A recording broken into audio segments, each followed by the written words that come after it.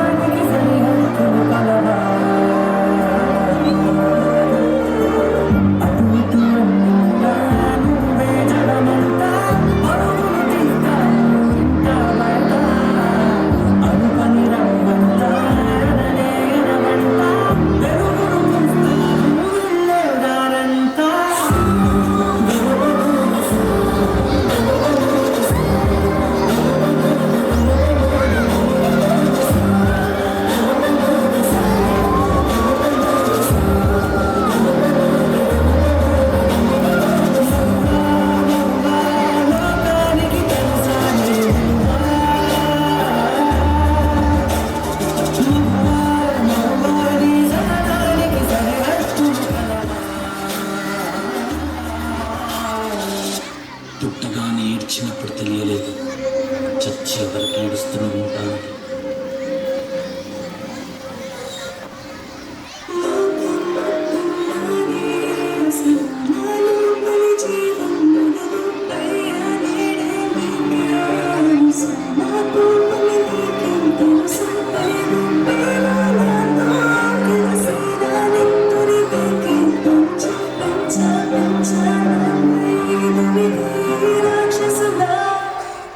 అత్యాచారం చేసి నేను ఊరి తీయాలి, మెడపట్టి గొంతు పిసికి కాల పెట్టాలి. నేను చెప్పేదంతా లోక మొత్తం వీణ పడాలి. మీ చెల్లి కోసం ఏ రోజైనా నిలబడాలి. నేను పాడేది పాటలే కాదు చిన్నారి మాటలే, ఇవి కన్నులు కల్లారా తడి కాపాడేదెవరు మరి? అమ్మాయిల వాక్యులలోని సంఖ్యలు బంధించి మరి రంగుల ముగ్గుల పొడి రక్తంగా మారిని పడి. మమ్మీ నువ్వు ఇంట్లో వదిలేసి వెళితే అంకల్ నా చెయ్యి పట్టి మీద పడితే ఏమని చెప్పను నేను, ఎవరికి చెప్పను నేను. మీరే నేర్పించారు పెద్దలు దేవుళ్ళు అని, ఎప్పుడు నమ్మి పుట్టించాడు డాడీ నన్ను. అసలు వినాలనుకున్నా నేను చందమామ కథలు, ఆడపిల్ల బాధలన్నీ చెప్పుకునే బదులు పుట్టగానే చంపేస్తుంటే తప్పుతుండే ముసురు. చిన్న బట్టలు వేసుకుంటే చంపేయాలా, ఇంకెన్ని రోజులు దాచుకుంట ప్రాణం ఇలా. నేను చదువుకోవాలా లేదా బడికెళ్ళాలా, న్యూస్ పేపర్ మెన్ స్టోరీ అయిపోయాని వాళ్ళ. ఒక అమ్మాయికి ఇష్టం లేకుండా ముట్టుకునే హక్కు ఏ మగాడికి లేదు.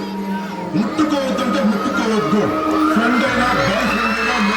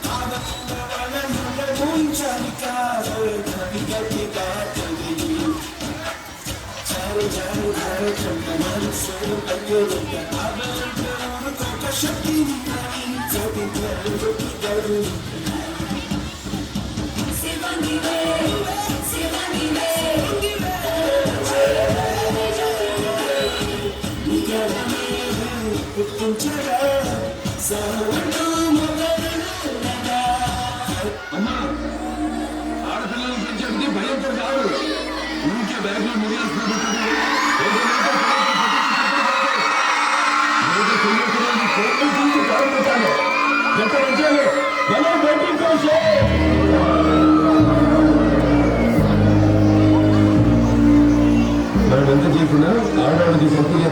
అని అనుకుంటాడు.